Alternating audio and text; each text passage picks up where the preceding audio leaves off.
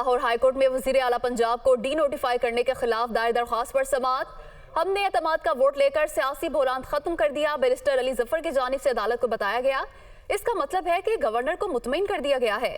Justice Abid Aziz Shaikh की जानिब से रिमार्क्स दिए गए। गवर्नर के वकील ने परवेज इलाही के एतमाद के वोट पर एतराज उठा दिया। गुज़िश्ता रात एतमाद के वोट के लिए कवायद ज़वाबित पूरे नहीं किए गए। गवर्नर के वकील की जानिब से ये दलाइल दिए गए। मजीद तफसीलात जानेंगे नुमाइंदा मोहम्मद इशफाक से। जी मोहम्मद इशफाक, बताइएगा।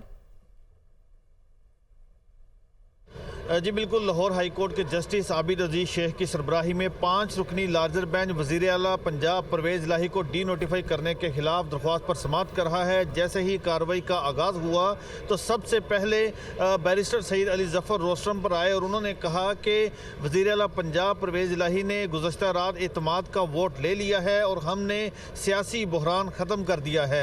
जस्टिस आबिद अजीज शेख ने कहा कि कितने वोट परवेज इलाही को मिले, तो उन्होंने बताया कि 186 वोट परवेज इलाही को मिले और इस हवाले से स्पीकर के वकील ने कॉपी भी अदालत के रूबरू जमा करवा दी। इस मौके पर जस्टिस आबिद अजीज शेख ने कहा कि आपने जो कॉपी अदालत में पेश की है उसके मुताबिक आपने आइन के आर्टिकल 137 के तहत एतमाद का वोट लिया। जस्टिस आबिद अजीज शेख ने कहा कि इसका मतलब है कि आपके मुताबिक गवर्नर का इकदाम दुरुस्त था।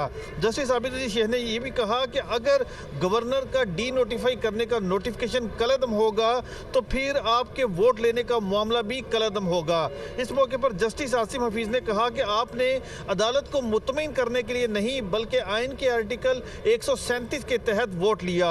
इस मौके पर जस्टिस आबिद अजीज शेख ने कहा कि अगर दोनों फ्री कैन रजामंदी जाहिर करते हैं तो ये हुक्म जारी कर देते हैं कि गवर्नर का नोटिफिकेशन कलअदम होगा। अदालत ने यह भी कहा कि अगर दोनों फ्री कैन ये भी रजामंदी जाहिर करते हैं कि गवर्नर ने जो एतमाद का वोट लेने का कहा था उस पर मुकम्मल अमल दरामद हो चुका है।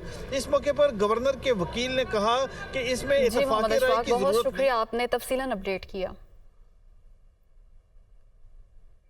आधी रात के बाद होने वाले पंजाब असम्बली के इजलास में एतमाद की करारदाद पर वोटिंग हुई और स्पीकर ने ऐलान किया कि वजीर आला परवेज इलाही ने 186 वोटों के साथ ऐवान का एतमाद हासिल कर लिया।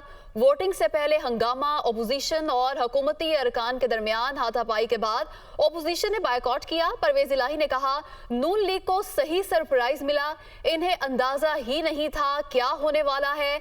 आधी रात के बाद होने वाले पंजाब असम्बली के इजलास में एतमाद की करारदाद पर वोटिंग हुई और स्पीकर की जानिब से ऐलान किया गया कि वजीर आला परवेज इलाही ने 186 वोटों के साथ ऐवान का एतमाद हासिल कर लिया है। वोटिंग से पहले हंगामा आराई की गई अपोजिशन की जानिब से। तफसीलात के लिए रिपोर्ट देखिए। पंजाब में इक्तदार की रस्साकशी, हुक्मरान इत्तेहाद का अपोजिशन को सरप्राइज। निस्फ शब के बाद पंजाब असम्बली के इजलास में एतमाद की करारदाद पर वोटिंग। स्पीकर सिब्तैन खान ने राजा बिशारत और मियां असलम की करारदाद पर एतमाद के वोट की कार्रवाई का ऐलान किया। अपोजिशन का हंगामा, एजेंडे की कॉपियां फाड़ दी। स्पीकर डाइस के सामने अपोजिशन और हुकूमती अरकान गुत्थम गुत्था, कुर्सियां चल गई।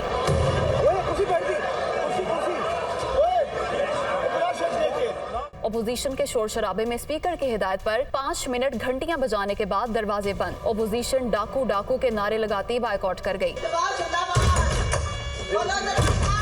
हुकूमती अरकान ने बारी बारी वोट डाले। आजाद रुकन बिलाल वड़ाइश के वोट से हुकूमती इत्तेहाद 186 के जादुई हिंसे को जा पहुंचा।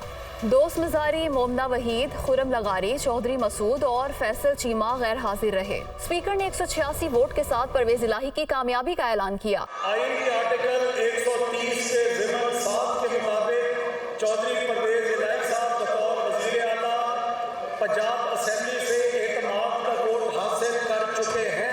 एतमाद का वोट लेने के बाद परवेज इलाही ने कहा, अपोजिशन को आज सही सरप्राइज मिला, इन्हें अंदाजा ही नहीं था आज क्या होना है। पिछले 1 माह से शोर किया हुआ था और उधर से बारात बना के लेके आए थे और बारात इनकी डोली भी खाली हो गई, डोली भी खाली हो गई और झोली भी खाली हो गई। और अब ये जमात जो है नून लीग, ये रायगढ़ के एक कोने की जमात रहे। स्पीकर सिब्तैन खान ने 23 जनवरी दोपहर 2 बजे तक असम्बली का इजलास मुलतवी कर दिया। एतमाद के वोट के बाद स्पीकर नताइज की कॉपी गवर्नर और अदालत को भिजवाएंगे। वफाकी वज़ीर दाखिला राना सनाउल्लाह ने कहा कि ऐवान में हुकूमत के नंबर्स पूरे नहीं थे। मलिक अहमद खान का पॉइंट ऑफ ऑर्डर नहीं लिया गया, जाली गिनती का प्रोसेस शुरू किया गया। इनके पास 181 से ज़्यादा अरकान नहीं थे। मुअज़्ज़ज़ मेंबरान को गिनती का अमल देखने की इजाज़त नहीं दी गई। परवेज़ इलाही ने नाराज़ मेंबरान को हल्फ दिया कि असम्बली नहीं तोड़ूंगा। हम पर अरकान को ख़रीदने का बेहुदा इल्ज़ाम भी लगाया गया। कानूनी है और हम इसे तस्लीम नहीं करते, और ये गवर्नर के उस ऑर्डर के उन तकाज़ों को पूरा नहीं करती। जबकि गवर्नर का ऑर्डर सस्पेंड है तो फिर किस तरह से ये एक धोखे से कार्रवाई जो है वो रात के 12 बजे के बाद जो है ये कर सकते थे। इनके पास नंबर पूरा नहीं था। तो अपोजिशन की तरफ से वहाँ पे जो है वो लोगों को एक पोलिंग एजेंट के तौर पे 2 मुअज़्ज़ज़ मेंबरान को जो है वो वहाँ पे मौका दिया जाता, ताकि वो वहाँ पे जाके जो है इस अमल को देख सकते। जो मेंबर्स इनसे नाराज थे उनमें से भी कुछ मेंबर जो हैं वो उनको ये लाए हैं या वो आए हैं। उसकी बुनियादी वजह ये है कि चौधरी परवेज़ इलाही ने इन मेंबर्स को जो नाराज थे इनके इस अमल पर कि आप असम्बली तोड़ने का जो अमल करने जा रहे हैं ये गलत है, उनको ये हलफ दिया है। चौधरी परवेज़ इलाही ने हलफ दिया है कि मैं असम्बली नहीं तोड़ूंगा, और अगर अब चौधरी परवेज़ इलाही असम्बली नहीं तोड़ेगा तो फिर इमरान खान का बयानिया जो है वो किधर जाएगा। हमने जो है वो गिनती की है, देवर ओनली 80-81, इससे वो ज्यादा नहीं थे। नून लीग के रहनुमा अता तारा ने कहा कि पंजाब असम्बली का अमला इनका अपना ज़ाती है, सारे स्टाफ को इन्होंने खुद भर्ती किया। परवेज़ इलाही ने हर बार धांधली की है, ये इनकी बहुत बड़ी नाकामी है। इससे बेहतर था कि ज़हूर इलाही रोड पर एतमाद का वोट ले लेते। इस पर मुकम्मल कानूनी चाराजोई की जाएगी।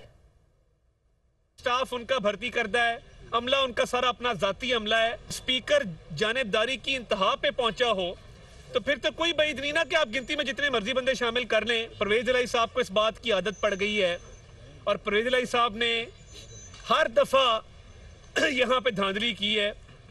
तो मैं ये समझता हूँ कि ये इनकी बहुत बड़ी नाकामी है कि इनको इस तरह से ये वोट लेना पड़ा। एक गैर आईनी गैर कानूनी इलेक्शन हुआ है क्योंकि नोटिस सर्कुलेट नहीं किया गया, मेंबरान को टाइम नहीं दिया गया, बताया नहीं गया, पोलिंग एजेंट मुकर्रर नहीं किए गए। तो इस इलेक्शन की कोई हैसियत नहीं है। ये तो इससे बेहतर था ज़ौलाई रोड पे ले लेते, बुला के लॉन में बैठते, वहां पे जितने मर्जी मेंबर कर लेते। ये उसी तरह किया है। इमरान खान कहते हैं पंजाब में हमारे अरकान को नवाज लीग में शमूलियत के लिए धमकियां दी गईं। कहा गया चेयरमैन पीटीआई पर रेड लाइन लगा दी और माइनस कर दिया। अवाम के अलावा कोई रेड लाइन नहीं लगा सकता। टांग ठीक होने के बाद फिर सड़कों पर आएंगे और रेड लाइन मिटाकर दिखाएंगे। जरदारी लाहौर में खरीदो फरोख्त की मंडी लगाने आए थे और फेल हो गए। उनका शुक्रिया, पीटीआई को गंदे अंडों से साफ कर दिया। इम्पोर्टेड हुक्मरानों ने हर चीज तबाह कर दी।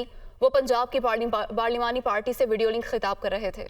एक चीज कही गई कि देखें पीटीआई की कोई फ्यूचर नहीं है। इमरान खान पे हमने रेड लाइन लगा दी है। लोगों को डराया जा रहा है कि जी हमने तो उसको तो माइनस कर दिया, उसकी तो फ्यूचर ही नहीं है। किसी के ऊपर सिर्फ रेड लाइन पाकिस्तान की अवाम डाल सकती है। हिंदुस्तान के आज टीवी देख लें, नरेंद्र मोदी की एक छोटा सा क्लिप चल रहा है कि वो बता रहा है कि पाकिस्तान कैसे बेकारियों की तरह दुनिया में फिर रहा है। ये जो अभी जनीवा गए थे, इकोनॉमिक पॉलिसी क्या है कि भीख मांगे, थोड़ा सा पैसा आएगा, कैंसर का इलाज डिस्पेंस से होगा, थोड़ी देर और चले जाएंगे। पंजाब के पार्लियामेंटेरियंस पे बहुत फख्र है कि जिस तरह आसिफ जरदारी आया और फेल हुआ। शुक्रिया अदा करना चाहिए आसिफ जरदारी का कि इसने हमारी पार्टी का सफाया तो कर दिया ना, जो गंदे अंडे थे।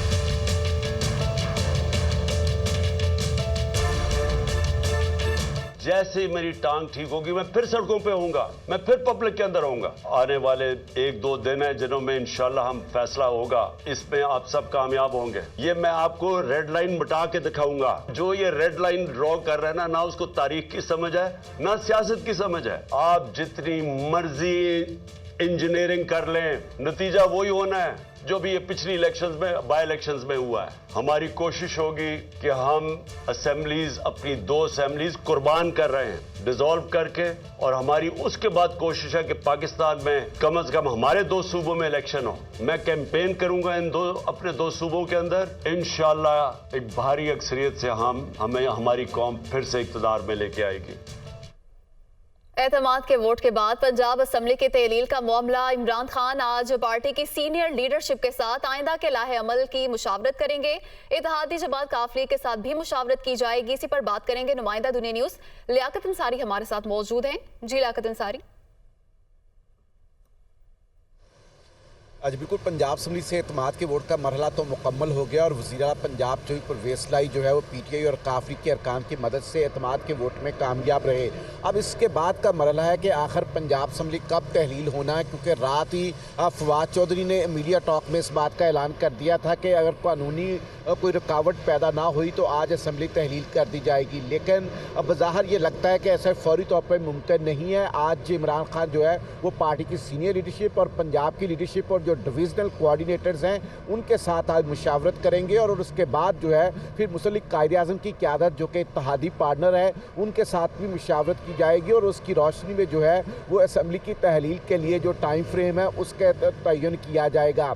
अब मुसल्लिक कायदे-ए-आज़म और तहरीक इंसाफ जो है इस हवाले से मुशावरती अमल से गुजर रही है और तहरीक इंसाफ में वाज़े तौर पर जो है वो तकसीम पाई जाती है। फौरी तौर पर असम्बली की तहलील में 2 ग्रुप्स जो हैं वो इस हवाले से अपनी अपनी राय के साथ, अपने दलाइल के साथ इस बात पर जो है वो अपने केस लड़ रहे हैं और इमरान खान को कायल करने की कोशिश की जा रही है। जो PTI की पंजाब की सीनियर लीडरशिप है उसमें से कुछ लोग और जो वफाकी लीडरशिप के कुछ लोग हैं वो फौरी असम्बली की तहलील नहीं चाहते। ताहम शाह महमूद कुरैशी, फवाद चौधरी, एजाज चौधरी ऐसे लोग हैं जो फौरी तौर पर असम्बली की तहलील चाहते हैं और इस हवाले से अब इमरान खान ने जो है वो पार्लियामेंटेरियंस पर मुशावरत की जाएगी। लियाकत अंसारी बहुत शुक्रिया।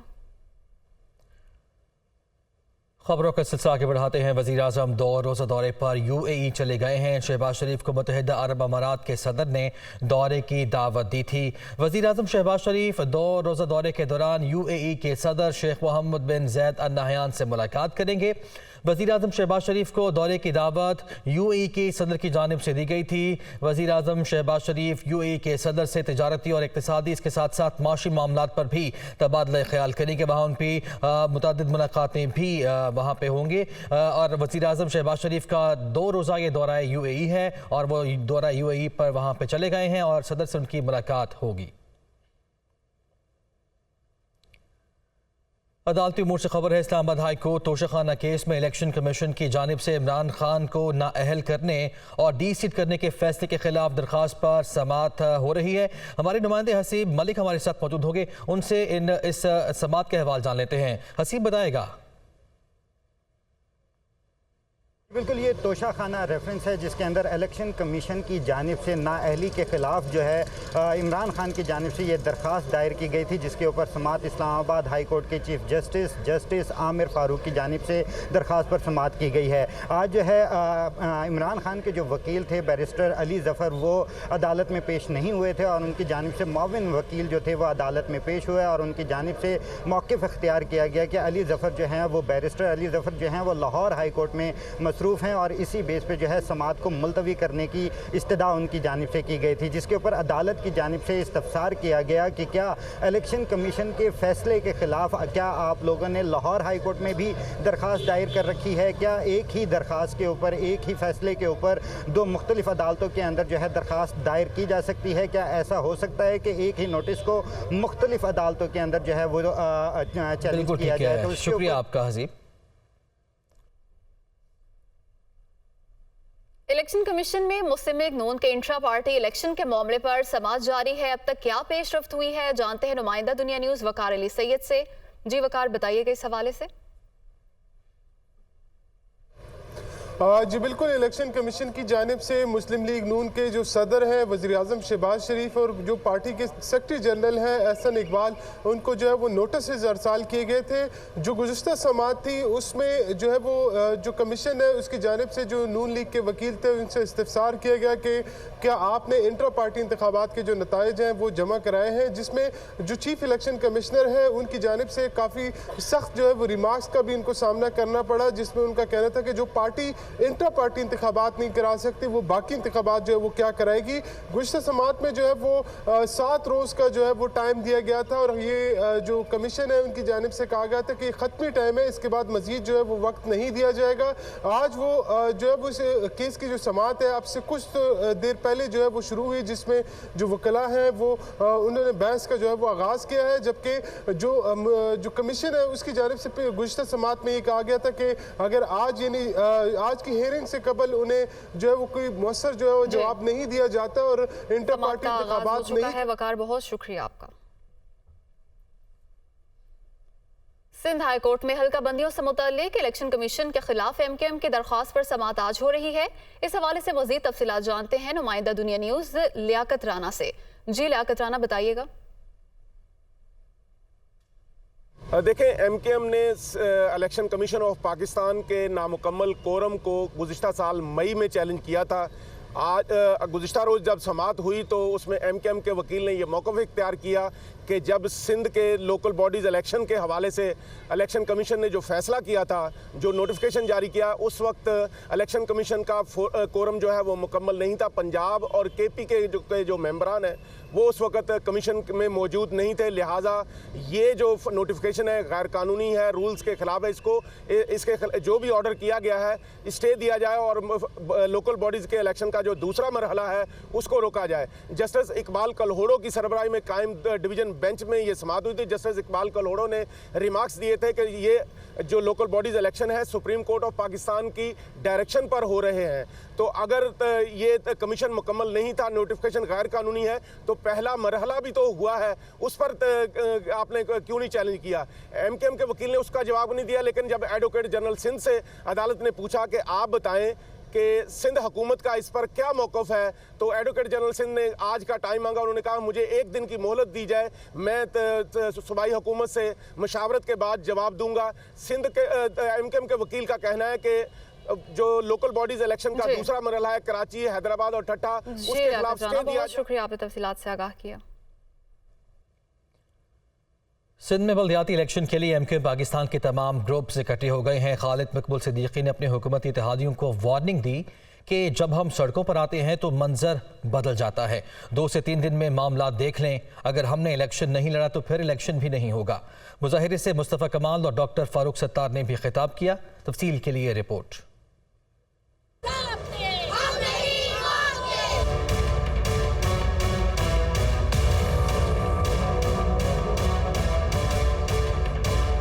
कराची और हैदराबाद में शफाफ बल्दियाती इलेक्शन के लिए MKM के तमाम धड़े मुतहद मुश्तरका एहतजाज भी किया और एहतजाजी याददाश्त भी इलेक्शन कमीशन में जमा करा दी। सूबाई इलेक्शन कमीशन के सामने MKM पाकिस्तान, PSP, MKM बहाली कमेटी तंजीम और महाजर कौमी मूवमेंट के कारकुनों की बड़ी तादाद जमा हुई। खिताब करते हुए खालिद मकबूल सिद्दीकी ने वज़ीर आज़म को मुतनब्बे किया कि अगर हमने इलेक्शन नहीं लड़ा तो फिर बल्दियाती इलेक्शन भी नहीं होगा।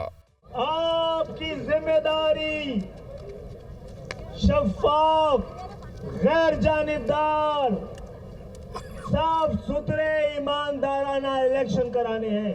अपने इलाकों में 20-20 हजार, हमारे इलाकों में 90-90 हजार की हल्का बंदियां हुई हैं, यूनियन काउंसिल बनी है, प्री पोल रिगिंग हो चुकी है। सरबरा PSP मुस्तफ़ा कमाल ने कहा कि ये ट्रेलर है, फिल्म तो अभी बाकी है। मुखालफीन को हमारे इख्तलाफात की वजह से ख्वाबों में कामयाबी नजर आना शुरू हो गई थी। जरदारी याद रखें कि कराची खिलाफ हो गया तो बिलावल वजीर आज़म नहीं बन सकेगा। ये मंसूबा बना बैठे हैं कि अपनी हुकूमत के जोर पर, अपने ROs के जोर पर, अपनी पुलिस के जोर पर वो इस कराची पर नाजायज कब्जा कर सकते हैं। ये आज का मजमा उन तमाम लोगों को बता बताना चाहता है कि तुम्हारा ख्वाब आज चकनाचूर हो गया। फारूक सत्तार बोले कि वन वे ट्रैफिक अब नहीं चलेगा, झरलू और धांधली ज़्यादा इलेक्शन कबूल नहीं। ये तो सीधा कह दिया गया है कि कराची और हैदराबाद वाले ख़ास तौर पर, और यहाँ रहने वाले सारे महाजिर, यहाँ रहने वाले सारे मजलूम, ये कह दिया गया है पाकिस्तान में उनके सियासी हुकूक नहीं है, वो तीसरे दर्जे से भी। कराची में बल्दियाती इंतखाबात की तैयारियां जोरों शोर से जारी है। इसी सिलसिले में बल्दियाती अमले को सामान देने और मुतल्लिका हलके में पोलिंग स्टेशन कायम करने से मुताल्लिक इकदाम क्या किए जा रहे हैं, बता रहे हैं दुनिया न्यूज़ के नुमाइंदे एहसन चांडियो। जी बिल्कुल, देखिए इस वक्त मैं मौजूद हूँ गवर्नमेंट सुपीरियर साइंस कॉलेज में। मेरे अकब में आप देख सकते हैं कि इस वक्त जो बल्दियाती इलेक्शन होने जा रहे हैं उसके इंतज़ामात ज़ोरों शोर से जारी हैं और यहाँ पे उसके लिए तैयारियां भी की जा रही हैं। इसके जो तमाम ज़िले में जो है यहाँ से जो है वो बांटा जाएगा, तकसीम किए जाएंगे तमाम जो पोलिंग स्टेशन ज़िले में सरकारी स्कूल या प्राइवेट स्कूल हो वहाँ पर पोलिंग स्टेशन बनाए जाएंगे। और अभी आप देख सकते हैं यहाँ पर काम का सिलसिला भी जारी है कि ये जो पोलिंग बूथ बनाए जाएंगे उसके भी जो ये तमाम तर पोलिंग बूथ के सामान जो है यहाँ पे रखा हुआ है और ये आप देख सकते हैं ये पूरा सामान यहाँ पे लाया गया है। और यहाँ पे जो ये डब्बे हैं पोलिंग बूथ के डब्बे, उनके जो ऊपर कैप हैं और यहाँ पे तमाम तर जो सामान है यहाँ पे मौजूद है, यहाँ पे रखा गया। और उसके अलावा जो असातिज़ा जिनकी ड्यूटी पर मामूर होंगे उस दिन पे, तो उनकी ट्रेनिंग के सेशन भी यहाँ पे कराए जा रहे हैं, जिनको बताया जाएगा कानून के हवाले से कि क्या कानून है बल्दियाती इलेक्शन का, किस तरीके किसी शख्स को इजाज़त देनी है, उसके पास क्या चीज़ होनी चाहिए कि जब वो अपना वोट देने आ रहा है, उसके पास ओरिजिनल NIC होना चाहिए और दीगर क्या क्या ज़रूरत की चीज़ें होनी चाहिए। तो उस हवाले से यहाँ पर तमाम तर ट्रेनिंग भी हो रही है और तमाम तर सामान यहाँ पर पहुँचा दिया गया है। जी वेलकम बैक। कोयटा में सस्ते आटे की फराहमी के लिए हुकूमत की जानिब से 11 पॉइंट्स बनाए गए हैं। शहरियों की बड़ी तादाद सस्ते आटे के हसूल के लिए लाइनों में लगी हुई है। मजीद बात करेंगे सादिया जहांगीर से। सादिया, बताइएगा सूरत हाल। एक दिन के वक्फे के बाद जो है आज जो सरकारी निर्ख पर आटा फराहम करना था 11 पॉइंट्स पर दोबारा से आटा फराहम किया जा रहा है, जिसमें इस टाइम मैं कोयटा रेलवे स्टेशन पर मौजूद हूँ। यहाँ इससे कुछ देर कबल यहाँ पे बहुत ज़्यादा रश था, लाइनें लगी हुई थी, काफ़ी ज़्यादा बदनज़मी देखने में हमें मिली क्योंकि यहाँ पे जो गाड़ी आई थी जिसमें सिर्फ 300 बोरियाँ थी और जो ख़वातीन हैं उनकी तादाद बहुत ज़्यादा थी, इसी तरह मर्द बहुत ज़्यादा थे। ख़वातीन का ये किला था कि इनके लिए कोई अलग से पॉइंट्स नहीं है जहाँ पर उन्हें इज्जत के साथ जो है एक 20 किलो आटे के थैला जो है इन्हें फराहम किया जाए। और आज जो है इसकी कीमत जो है वो 1470 से बढ़कर 1510 मुकर्रर कर दी गई है, क्योंकि मुतलका हुकाम का ये कहना है कि उन्हें गंदम जो है वो इस बार महंगी पास्को से मिली है, जिसकी वजह से कीमत बढ़ी है। इसी तरह अगर देखा जाए तो 12,000 जो बोरियां हैं गंदम की वो पास्को से अब तक मिल गई हैं। 1,88,000 बोरियां जो हैं वो आना बाकी हैं, जिसके बाद जो है हुकूमत का ये कहना है कि सूरत हाल में बेहतरी आएगी। पंजाब की जानिब से 21,000 टन जो है उनकी तरफ से भी ये कहा जा रहा है 21 टन की करीब जो है बोरियां वो दी जाएंगी गंदम की, लेकिन वो अभी तक यहाँ पे आई नहीं है। और इसी तरह यूटिलिटी स्टोर से भी गवर्नमेंट ने अपील की है कि वो भी अपना किरदार अदा करे। हुकाम से बात की है कि ताकि जो इनके यूटिलिटी स्टोर्स के जो पॉइंट्स हैं वहाँ पर सस्ता आटा फराहम करने के लिए पॉइंट्स लगाए गए, क्योंकि यहाँ पर हमने देखा कि ख़वातीन के लिए ना तो कोई लेडी कांस्टेबल थी जो इन्हें कंट्रोल कर सकती। ख़वातीन से हमारी बात हुई, वो कहती हैं कि जी सुबह 4 बजे से यहाँ पे मौजूद है। के लिए शहरी लंबी कतारों में लगे हुए हैं। सादिया, बहुत शुक्रिया आपका। दादू में भी सस्ता आटा आवाम की पहुंच से दूर हो गया। सस्ते आटे के हसूल के लिए घंटों इंतजार करने के बावजूद लोगों को आटा नहीं मिल रहा। मजीद जानते हैं नुमाइंदा दुनिया न्यूज़ शोएब तहीम से। दादू में भी आटे की किल्लत पैदा हो गई है, जिस वजह से सस्ता आटा आवाम को मिलना मुश्किल बन गया है। यहाँ सुबह के टाइम पर सस्ता आटे के हुसूल के लिए लोग घंटों तक इंतज़ार करते हैं, लेकिन बगैर वो आटा लिए वापस लौट जाने पर मजबूर हो गए हैं। आप बताइएगा कि आप आटा लेने आए थे, आटा मिला नहीं मिला? भाई आटा नहीं मिला और अफसोस की बात है कि हमें यहाँ पे 3 घंटे इंतज़ार करवाया गया है। 3 घंटे इंतज़ार करने के बाद आटे वाली गाड़ी ही भाग गई है। आप बताइए कितने टाइम से खड़े हैं, आटा मिला नहीं मिला? जी मैं सुबह 8 बजे से आया था, कल भी आया था, कल भी ऐसे ही चला गया हूँ। आज भी गाड़ी लेके आए थे तो ऐसे ही गाड़ी भगा के वहाँ पे दुकानों पे और डीलरों को देते हैं। मैं मजदूर आदमी हूँ, सुबह की दिहाड़ी मेरी गई जी बिल्कुल, आपने यहाँ आने वाले शहरियों की बातें सुनी, जिनका कहना है कि यहाँ सस्ते आटे के हुसूल के लिए सुबह 8 बजे से कतारों पर खड़े हैं, लेकिन बगैर आटा लिए ये वापस अपने घरों की तरफ जाने पर मजबूर हो गए हैं। इन्होंने हुकूमत से मुतालबा किया है कि आवाम को सस्ता आटा फराहम किया जाए ताकि लोग 2 वक्त की रोटी खा सकें। जी। सवात के मैदानी इलाकों में बारिश और पहाड़ों पर बर्फबारी का सिलसिला जारी है। बर्फबारी से लुत्फअंदोज होने के लिए सयाह वादी मालम जब्बा पहुंच गए हैं। तफसीलात से आगाह कर रहे हैं सलीम मत्हर। जी, इस वक्त सवात के बर्फपोश वादी मालम जबा में मौजूद हूँ। आप देख रहे हैं कि बर्फबारी जो है हो रही है, आसमान से जो है गाले गिर रहे हैं, नीचे ज़मीन पे भी जो है बर्फ़ पड़ी हुई है। सयाह मुल्क भर से इस वादी में पहुँचे हुए हैं, वो इस वक्त जो है इस बर्फबारी को एंजॉय कर रहे हैं। कुछ सयाह इस वक्त हमारे साथ मौजूद है, उनसे बात करते हैं कि वो उस नज़ारों को जो है किस तरह देखते हैं। जी, आप कहाँ से आए हैं और इस बर्फबारी को किससे कहते हैं? हम पंजाब से आए हैं, लाहौर से। स्पेशली हम यहाँ पे मालम जबा में इंजॉयमेंट करने के लिए आए हैं। ठीक है, हमारा तो बाकी लोगों से भी यही है कि लाइफ को एंजॉय करें। एक खातून भी हमारे साथ मौजूद है, वो उनसे बात करते हैं। आप बताएं कि आप क्या महसूस कर रहे हैं? मैं बहुत अच्छा फील कर रही हूँ यहाँ पे आके। मुझे लगता है कि सबको होना चाहिए लाइफ में, चांस मिस नहीं करना चाहिए। दुनिया बहुत प्यारी है, देखना चाहिए, एंजॉय करना चाहिए। यहाँ पर जो सयाह थे उनका पंजाब के मुख्तलिफ इलाकों से ताल्लुक़ था, वो जो है ख़ुद भी इस बर्फबारी को एंजॉय कर रहे हैं और दीगर जो सयाह है उनको भी पैगाम दे रहे हैं कि वो यहाँ पर आए, इस बर्फबारी को, इस मौसम को जो है वो एंजॉय करें। Welcome back. गर्दिशी कर्जे और बिजली का बहरान। हुकूमत ने 5000 मेगावाट बिजली के बजट के लिए तमाम सरकारी इमारतों को सोलर पर मुंतकिल करने का फैसला किया है। ये फैसला किस हद तक मौसर और संजीदा है, इस हवाले से इस्लामाबाद से रिपोर्ट करेंगे जीशान यूसुफजई।